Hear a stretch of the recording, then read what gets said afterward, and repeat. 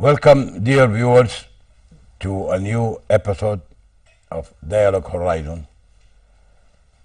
Last time we stopped at the ratification of the Memorandum of Understanding between the Supreme Council, represented by General Mohammed Hamdan Dagalo, and the Revolutionary Front.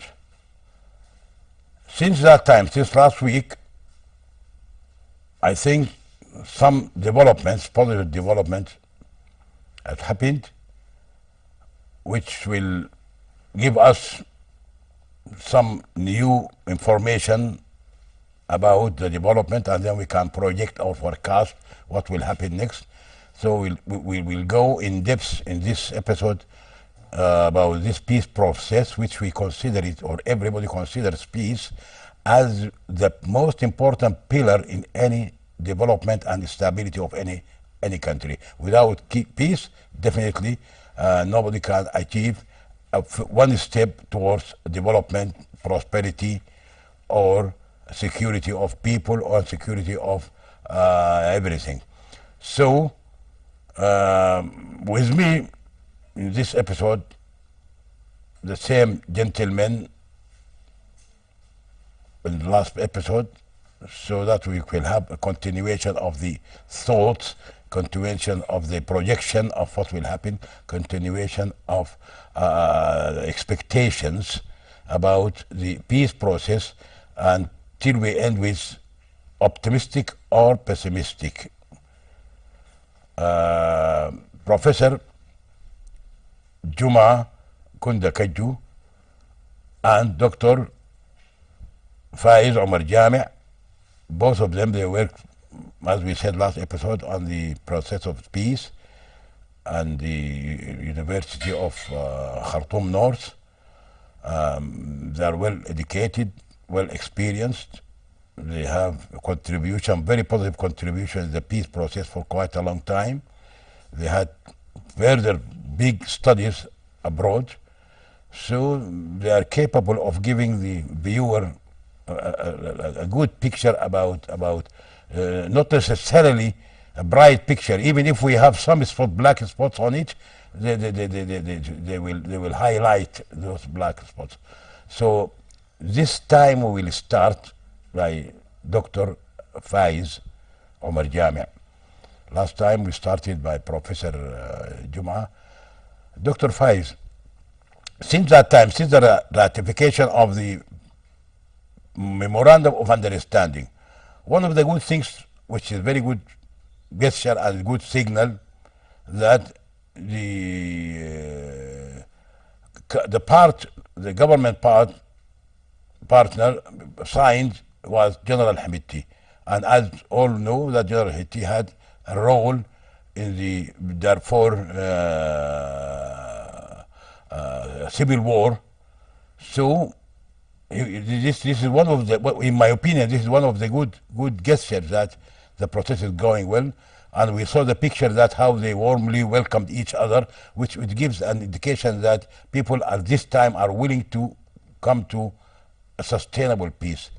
What is your comment on this event and the contribution or the participation? He insisted on going to Juba to sign on behalf of the government and the Supreme Council. Okay, thank you for giving us this chance again to proceed what we started last time. And I think what happened in Juba last week is in fact a good gesture and a positive signal for the Sudanese who have suffered a lot from the war. And I think it is a promising achievement that took place in Juba, and the symbolism of General Hemeti is, of course, it is in fact due to the fact that he has leading roles in the what we can call native administration. He has good relations with all these people. He has good relations with the members of the Revolutionary Front. He has good relations with the people in South Sudan. And I think he has utilized all these relations to make the peace process a success. It is not only that, but I think the people and the members of the Revolutionary Front also exchange the same morale, expressing positive signals. It is as if they have received this effort by Hemeti as the representative of the government of Sudan, the Sovereign Council, I think. They have exchanged the same passion, and they have exchanged compassionate signals between them, which gave us encouraging signals from Juba, which I think will enhance the peace process as general. So we believe it is a good signal for the Sudanese people, and it's a promising and encouraging for the Sudanese people who have suffered a lot from the war. I think we are now approaching to end that war era, I think. That's good. Actually, you are right that this has a lot of messages were sent by the presence of Supreme Council and Hamiti himself. But Professor Juma Kunda Khachu, well, you are following this process for quite a long time. You are actually right in the middle of this whole process. What drew our attention is that this week, yes, coinciding with the signing of the memorandum of understanding, many VIPs, very important visitors, especially from governments, very distinguished governments, visited the Sudan, namely His Excellency Aforgi, President of Eritrea, the Foreign Minister of Germany, Foreign Minister of Sweden, and some other representatives. What do you think that this will be something positive and it will push the process of peace? Because these visits I think are related to the peace process. Because tell us also about the admiration of the world of the revolution and the peaceful slogan which ended a very strong, deeply rooted regime for 30 years. And it was an ideological regime, and as you know, it's very difficult to uproot ideological regime for quite a long time. So tell us about your impression about these visits, its effect on the peace process, and your expectations or your request or your advice to our people here to pick up this enthusiasm and this admiration of the world before it's too late. Thank you, Haraz, and allow me to pass my greeting to the viewers. And let me also start from where Dr. Faiz has ended about the memorandum of understanding in Juba. What is striking is the political determination which has been demonstrated by the two parties. I mean the government of Sudan and the armed movement in that memorandum of understanding in two aspects. One of them is the speed. It was a very quick process. In less than 1 day, the memorandum was signed, and this is something which has never happened in our history of political negotiation. We never ended by having a negotiation for 24 hours and then you have something which is concrete substantial. So that showed that the political determination seemed to be very high this time. The second point is that following that agreement, immediately the Supreme Council actually started to implement what has been agreed on that agreement.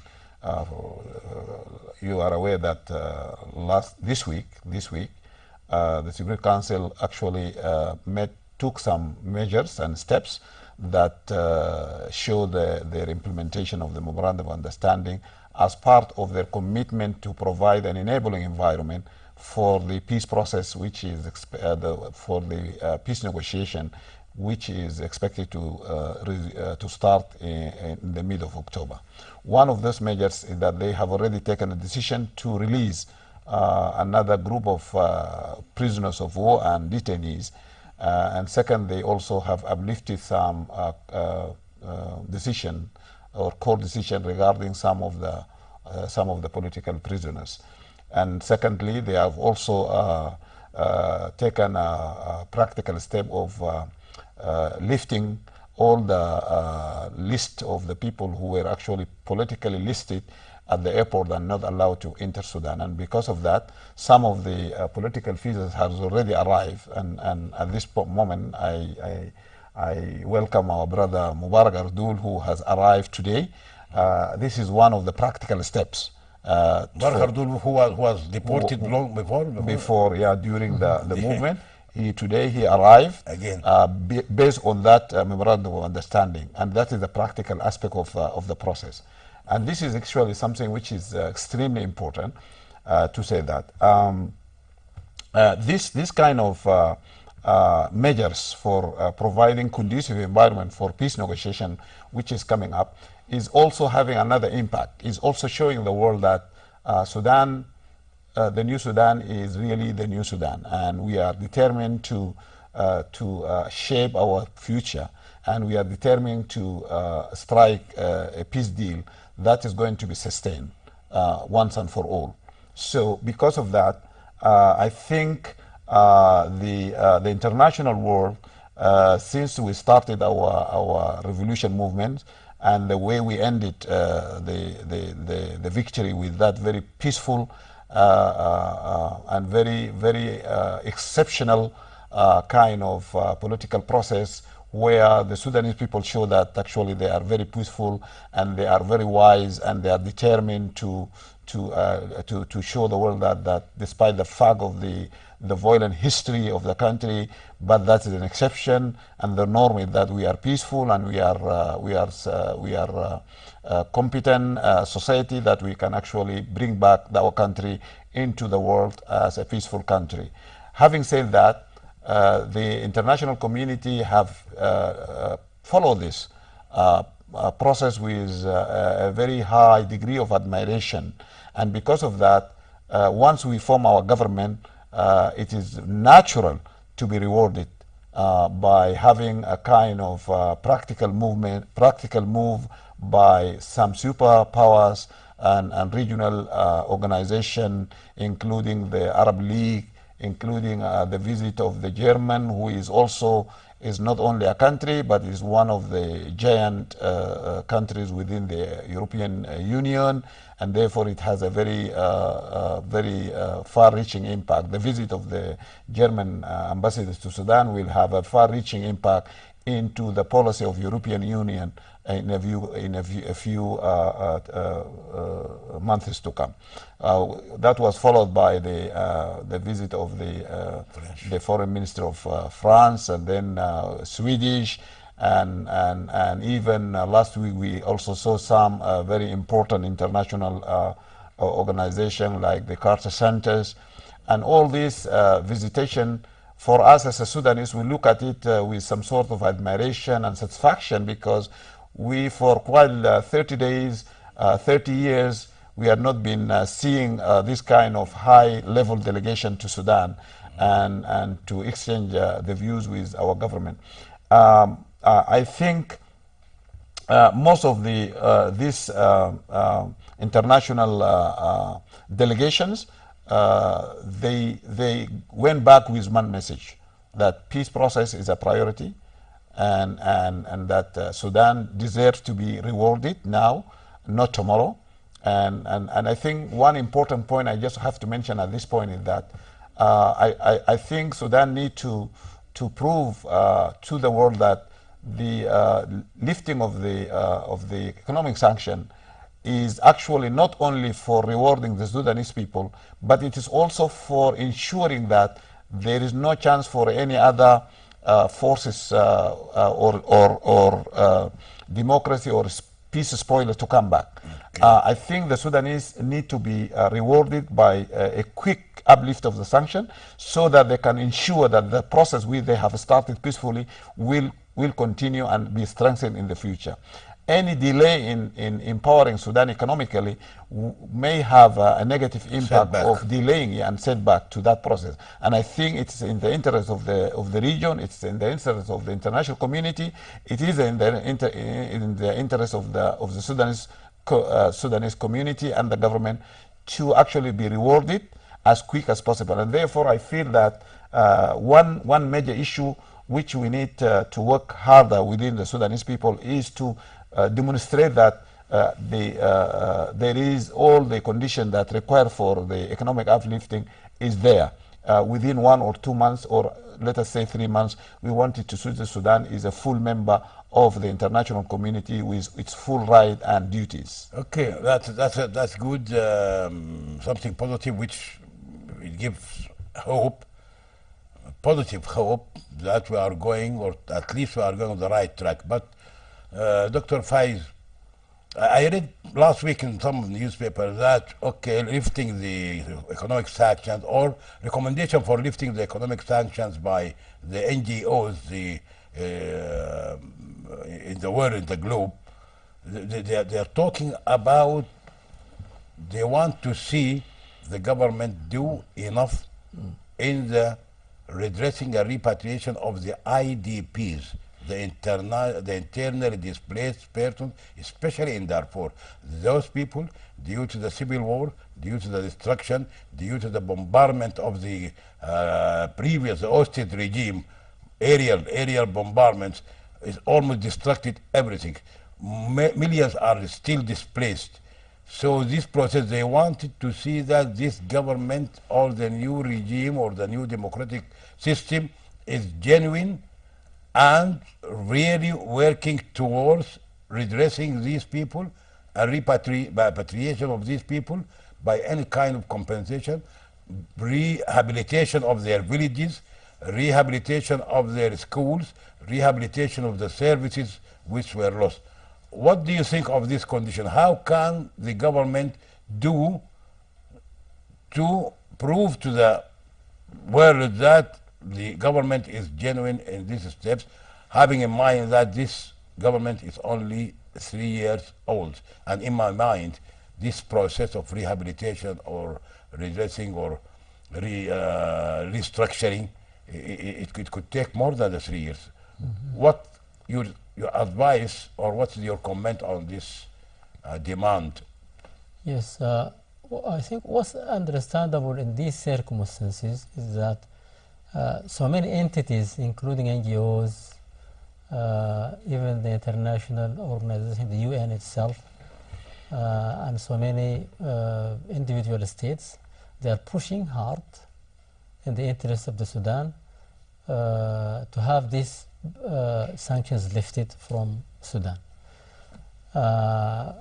Me and maybe some others also could have noticed the Secretary General of the UN urging the international community to work hard to assist the country, to assist Sudan to for a better performance of the government, for a better good governance, and of course upon the consent of the Sudanese people, that the government performs better. Therefore, I think the international community in general is in our side in lifting the sanctions from the country. And of course, there are so many conditions, including what you have said now, that to make better conditions for the IDPs and the refugees, in fact, also as well. This is a condition, but of course, there are other conditions. I think the government of the Sudan, the current government of Sudan, is in a better position to meet all these conditions, and I think, and the political will of the Sudanese and the political will of the partners of the country of Sudan and the political will of the NGOs and even entities like Carter Center, who is supporting Sudan for quite long time before. All this, I think, is conducive for a safe and orderly and regular lifting of the sanctions from Sudan. And I think the very process that is ongoing now, the peace, is encouraging the international community to believe that lifting of the sanctions is in fact encouraging the Sudanese people to go ahead in achieving peace. Therefore, I think and I believe we should work hard as Sudanese people, as government of Sudan. We have to work hard to convince the international community that we are doing the right thing as far as ending war and violence in our country, and doing well and good for the individual citizens of the Sudan from the war-affected areas, and as well for the other states of the country, which are also suffering from poverty, suffering from economic difficulties every individual family is experiencing now. I therefore believe and I can assess that these sanctions will be lifted one way or another, I think, in a very short time.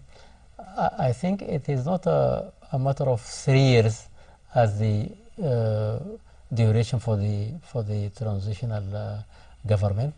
I think we can achieve this peace even in a shorter time, because the Revolutionary Front and the armed movements now are doing very well.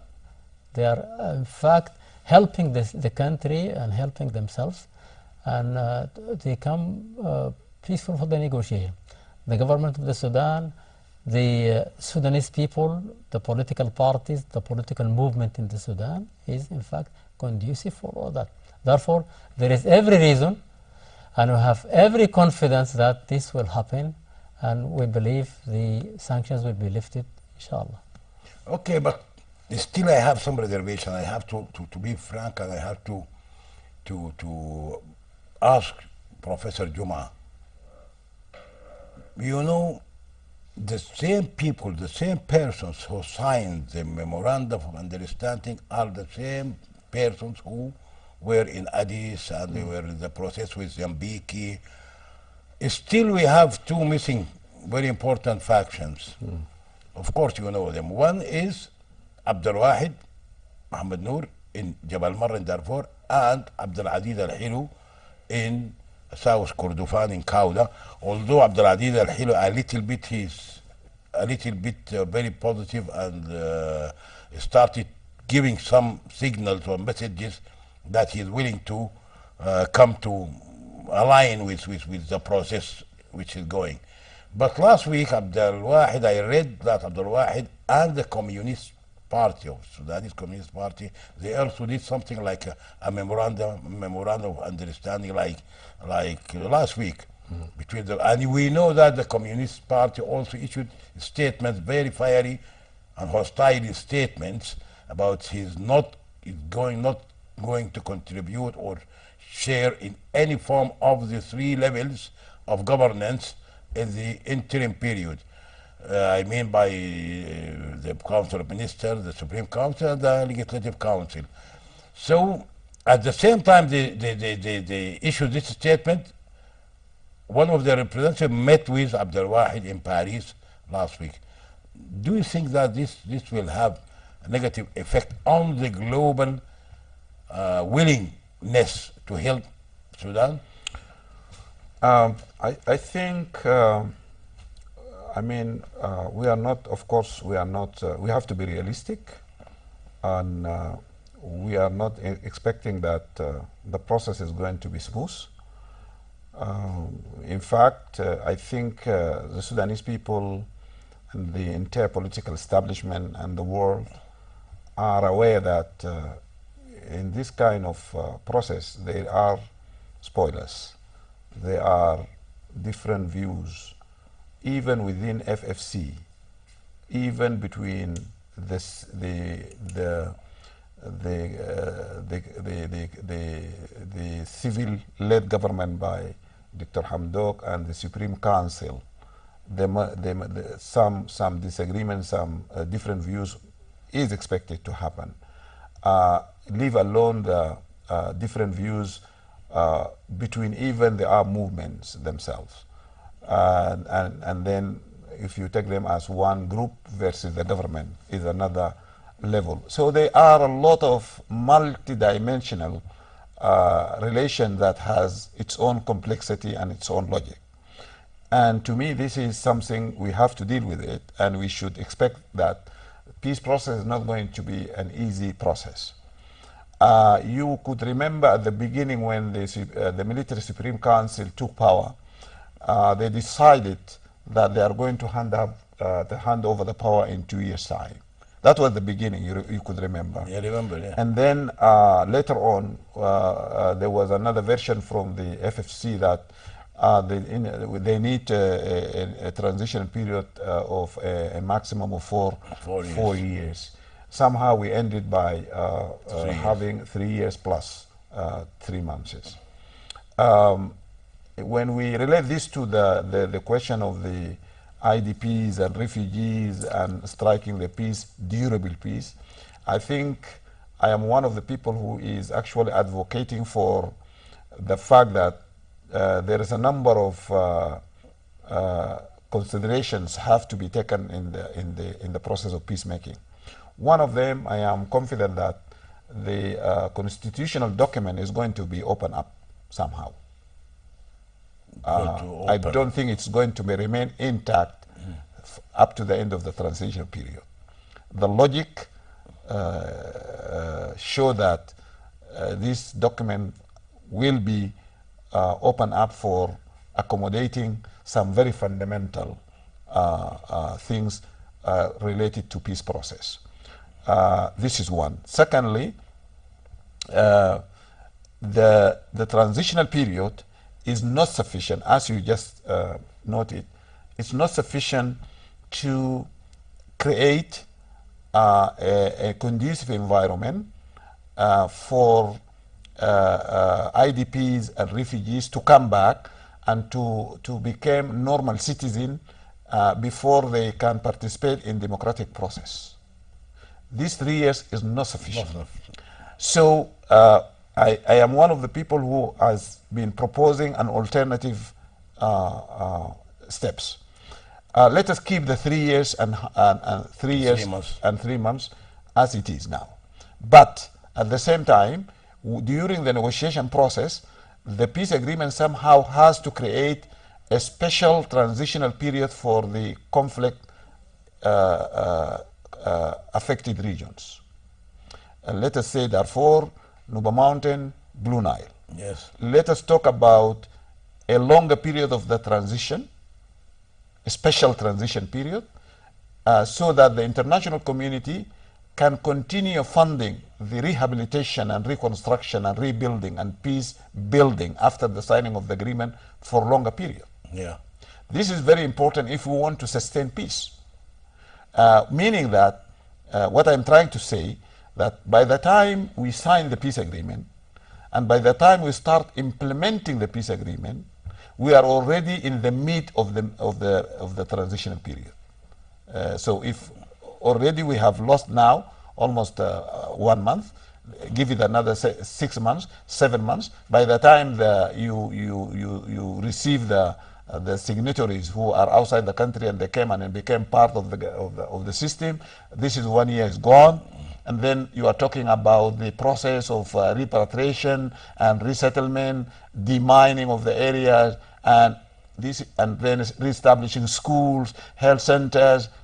This will not take, this does not finish in 1 year or 2 years, and you are an engineer, you know more than that. Yeah. So I think the practical thinking is that we keep the 3 years and 3 months for the whole country of the Sudan, which means that the election has to take place after that period. But in the agreement, in the peace agreement, we have to talk about a transitional period, let us say for six years from the beginning of the transitional period, so that whoever will come in power by election will be committed to a transitional period, especially for the war-affected area. Why I am advocating for this? Because we want to ensure that dividend of peace will be actually seen and enjoyed by the people who are directly affected by war. I'm talking about the Blue Nile, I'm talking about the Nuba Mountain, I'm talking about the internally displaced people, I'm talking about the refugees. These are the people who are supposed to feel that peace has come and they have actually benefited from peace. The 3 years is not enough to give them that sense. And therefore, there is every reason that we should work hard that the 3 years plus another 3 years should be incorporated in the peace agreement. And therefore, whoever will come, the party who will win the election will find itself by constitution, by agreement, is committed to cater for another transitional period for this special area. The important point in this is that you will allow the international community to continue funding those projects under the level of transitional period. Why? Because if you end the transitional period after 3 years and 3 months, and you have a complete democratic government in power, the international community will leave the country because now you are a full democratic state, and they will not continue the what we call a special program of rehabilitation and transitional period. So the transitional period for those areas have to be longer, because that will allow the international community and the UN to continue the rehabilitation on this area, and this is a key issue for securing sustainable peace and development. That's a very interesting point. I think it's a very smart point by proposing a transitional period inside the transitional period and extended 3 more years, which is good, because this is the most pragmatic way. Professor Juma, I think he's pragmatic, and he agrees with me that, being an engineer, yes, I know, rehabilitation process, it needs money, it needs time, it needs mobilization of so many things, complex. So it definitely take more than 3 years.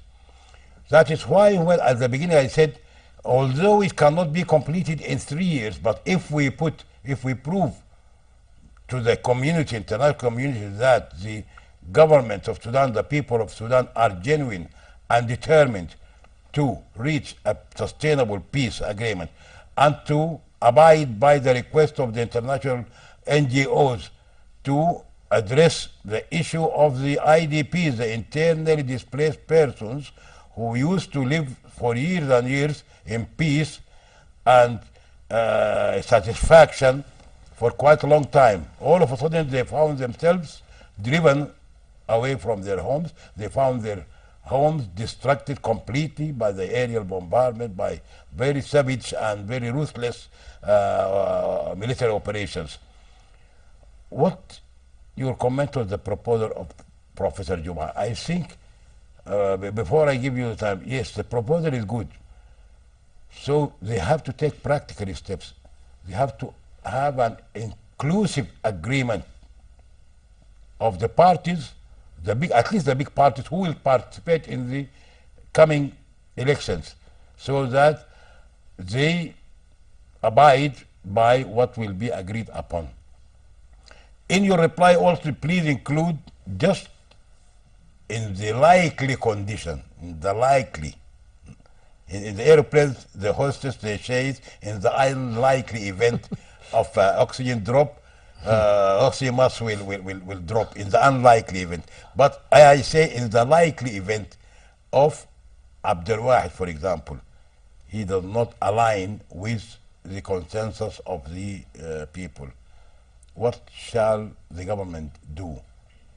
Shall it still again come and have some military operations? Or, of course, they cannot wait. It's only logical and pragmatic not to wait for some one person if all functions. But still, he will be a bone of contention to the whole process. So Faris answered your comment on the smart. I like it. I like the proposal of Professor Juma of extending or having a transitional period, Special for special transitional period. for the conflict areas. Yeah, I think first we have to expect difficulties to be frank and to be realistic. There are difficulties, and as the British saying used to say, there is no free dinner. There is no free dinner. The international community will not assist us for free. They have to. They are observing, in fact, their interest in assisting us even in the peace process. But for us, I think extending the we have of course prior experiences. We have 1972 Addis Ababa Agreement. We have rehabilitation that took place. We have repatriation or the coming back of the refugees, and all these things did not take more than 3 years. It didn't take that long. So I think with my appreciation to the proposal of Professor Juma to give ample time for the refugees to come back, for the IDPs to go to their homelands, I think we shouldn't say from the beginning that these 3 years will not be sufficient for that. We have to start. We have to start very genuine and very hard work, and to prove to ourselves and to the international community that we are genuine in that. And we shouldn't say that these 3 years will not be enough from the start. Let us start the work, and if time, because by then we will be in a better position to assess. The international community will see on the ground what is taking place, and we will see what is taking place. But I think we have to be hardworking. We have to be genuine. Let us have it as a challenge for ourselves to complete this process in these 3 years. If we didn't succeed in that, then at that time everybody can assess, and that will be in. I think what in Addis Ababa Agreement, 1972. There are people who were in the neighboring countries. There are people who are in the north here. They have to go back there. All that did not take more than 2 years. Not more than 2 years. Of course, the conflicts now, there are now 3 places, Darfur, Blue Nile, and South Kordofan. By that time, there was only South Sudan. Now, if we started to work hard simultaneously in the 3 regions, or the 3 areas that are war affected, I believe we can do something better than releasing or relieving ourselves by demanding further period. What's good in the proposal of Professor Juma is that we have to make a sub-interim period. I think this is good for the political process. Extension. For the political process, it's good that we give the people of Darfur, the people of Nuba Mountain, or those people, extended time to adjust their their circumstances for orderly and regular participation in the political process. But I think as far as the humanitarian process that should take place and the normalizing of their daily life, I think 3 years is not a short time for that. Okay, I beg to differ, because you mentioned this 1972 agreement, which was between Nimeri at that time and Joseph Lago, General Joseph Lago. That one, it was very limited areas. The areas, affected areas were very limited. Not only this, the integration of the armies, even the army of the Joseph Lago and the Anyanya, were not as diversified and as big as what is happening. Now we are having 3 different, geographically different areas. You are talking about Darfur, you are talking about South Kordofan, you are talking about Blue Nile. These are 3 different areas. Not only this, the Anyanya was led by one person, Joseph Lago. The moment he signed with Nimeri, the agreement, it took place without any delays. Now we still have a problem. As I told you about Abdul Wahid, you did not talk about this issue. Yes. I don't know why, but No, go ahead. tell us about Abdul Wahid. Yeah. Just in case, in the likelihood that he will not align with these people. What are we going to do? We have to have some pragmatic and realistic, practical steps and logical steps so that we convince the world. Can you elaborate on this, Professor? Yes, I think what happened in Juba is that there is a general foundation for peace process that can accommodate even Abdul Wahid. Already Abdulaziz was there and he signed another document which is alone, but the content of that actually complement with the memorandum of understanding. And therefore why did he sign alone? Because he is not these are different? Because he is not a member, he is not a signatory to the declaration of the freedom of and change declaration, while the liberation so actually he signed the same document? Not the same document, it's a bit different, but the overall direction is towards negotiation. Okay. So for example, he agreed that he's going to start the negotiations, and therefore he is on board.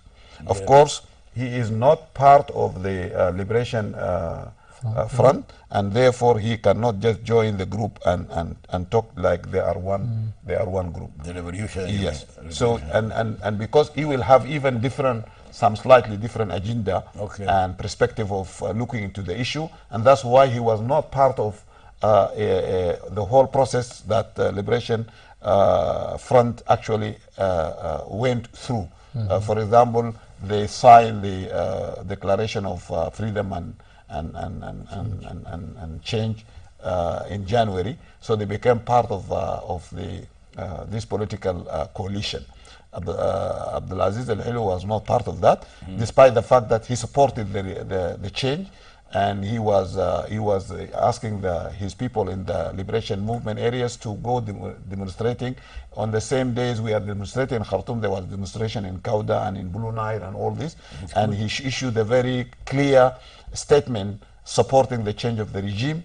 And when he came to Juba, he was very pragmatic, because he said that this is the government of the day, and I'm negotiating with the government of the day.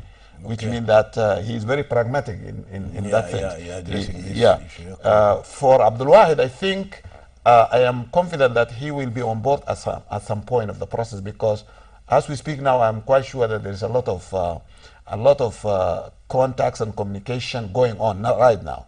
I'm quite sure, and I think by the time the negotiation started in Juba, I'm quite sure Abdul Wahid, in the way or other, will be taken on board in the process of peace negotiation, even if in a different platform, in a different format, in a different place. That does not matter, but I'm confident that he will be taken on board. And I'm saying this because the government of Sudan now, whether at the Supreme Council or at the Prime Minister, they say that in order to strike the peace, there is no ceiling. which means that they are ready to invest in peace with No ceiling, no red lines, no red line, no ceiling, no specific value for that. So, having said that, the question will be, what is the condition of Mohammed Noor in order to start the negotiation? Once he put that, I think people will start where they are, and therefore I don't think this is another point is that also the international community also is another pressuring point. But the most important this time, and I think this is a very important point for us, peace process this time is not about negotiation of the parties. It is about the mass movement of the people. Yes. This is the process. People would just wanted to see the peace as part of the whole mass people-driven movement towards better Sudan. Yeah. This peace process is not going to be a closed-door kind of negotiation. I think I mentioned last time that I will be one of the people who would like for the people of Sudan to see who is saying what. We need transparent peace process. We need transparent negotiation sessions, so that we at least we see who is really trying to make a break to the process of the people of Sudan. And therefore, I don't think that this time the peace process is about negotiating team. No, it's a people-based process, and the will of the people of Sudan to own peace, to negotiate peace, to strike peace, to maintain it and to sustain it once and for all. I think this is not something we are investing in our leaders alone, but it is the people of the Sudan entirely, including the IDPs, including the refugees, including the diaspora. All these people are now stakeholders to this peace process, and therefore the negotiation is just symbolic. But I think any delay in the peace process, I think the people who led the revolution are not going to entertain that kind of delay. Okay, that is very good. Okay. I'd like to add something. We have few minutes. I will let you conclude the episode, Okay. because we only are left with 3 minutes. The reason why I'm talking about Abdul Wahid, I really do respect both of them, Abdul Wahid and Abdul Aziz Al-Hil, because they are well educated. They are very firm on their stance against the hostage regime. But now Professor Juma is saying that he is optimistic. I myself also, I think it is important. It is very important that both of them should be on board at certain stage. But that, the sooner the better, because any delays will make the transitional period more tight and extremely difficult to fulfill the requirements of the international community. What is your comment as a conclusion Yes. to this episode Yes. about this I think Abdel Wahid and Al-Hilu and their role I think in the process? as far as Abdul Wahid is concerned, I think Abdul Wahid has been consistently refusing to negotiate for the last 10 or 15 years any attempt of negotiation or dialogue with him. And his refusal this time to come and join or to declare whatever, I think in the unlikelihood of him not accepting to join the existing process, he will just isolate himself. And I think the government has so many options as far as dealing with Abdul Wahid. In fact, the government can use the international community to pressurize Abdul Wahid to come on board. And secondly, the Sudanese government has the option of requesting from the countries that are hosting him to advise him to come and join the... So there are many options for the Sudanese government. Our interest and our hope and our... None of which is not a military operation, of course. No, I think there is no... All options, but definitely. Yeah. Okay, good. There is no going back to the to carrying gun against him or But these are, I think, there are diplomatic channels that are relevant with him, that are appropriate. I think the government can utilize. That's good. As far as the whole process is concerned, I think it is going in a smooth way, and I think the ownership of the Sudanese people, which Juma has stressed, I think, is a point of strength for this process, and I think the international community is promised with a stronger peace process in the African continent. Thank you, gentlemen. Thank you very much for this very interesting episode, very interesting hour, very open discussion, and very realistic contribution by both of you on this issue. This is still a sticky issue, but maybe we will see, depending on the development of the process of peace and the negotiations, we will meet again. Thank you, dear viewers, for being with us for the last hour. And we hope that you picked something positive. We hope that we are leaving you and you are optimistic that we are going in the right direction towards sustainable peace in the country, and which leads to prosperity for the Sudanese nation. Thank you very much, gentlemen. Thank you.